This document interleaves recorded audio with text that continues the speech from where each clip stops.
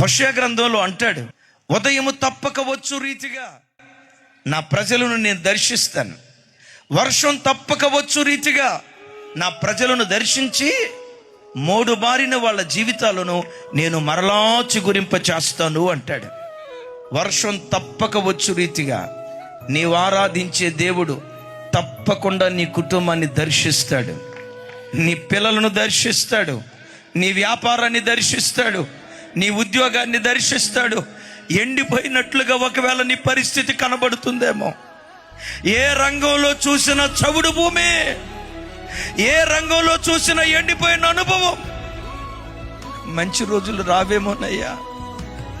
ఇలాగే ఎండిన స్థితిని చూసి కుమిలి కుమిలి ఏడవాల్సి వస్తుందేమోనయ్యా. మోడుపారిన జీవితంగానే నా జీవితం మిగిలిపోద్దేమోనయ్యా. చెల్లి, ఏడుస్తూ కూర్చున్నావా? లైవ్లో వాక్యం వింటున్న బిడ్డ, నీ గుండెల్లో వేదన ఎవరికి చెప్పుకోలేక గదిలోకి ఒంటరిగా వెళ్ళినప్పుడు గుండెల విషయాలుగా ఏడుస్తూ నా బాధ ఎవరికి చెప్పుకోవాలో అర్థం కావట్లేదయ్యా. యోబులాగా సర్వం కోల్పోయిన పరిస్థితి నా పరిస్థితి అని ఒకవేళ వేదనతో ఈరోజు దైవ సన్నిధికి వస్తే, వర్షం కురిసినట్లుగా తప్పకుండా ఒకనొక రోజు దేవుడు నిన్ను దర్శించబోతున్నాడు, నీ పిల్లలను దేవుడు దర్శించబోతున్నాడు.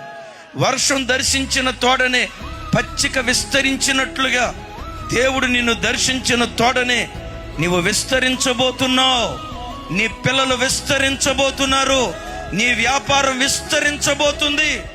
అతిశయంతో దేవుని బట్టి ఈ మాట చెప్తున్నాను, ఎక్కడ తలదించుకొని బ్రతికావో అక్కడే తలెత్తుకొని తిరిగేటట్లుగా విజయోత్సవంతో దేవుడు నిన్ను ఊరేగించును గాక.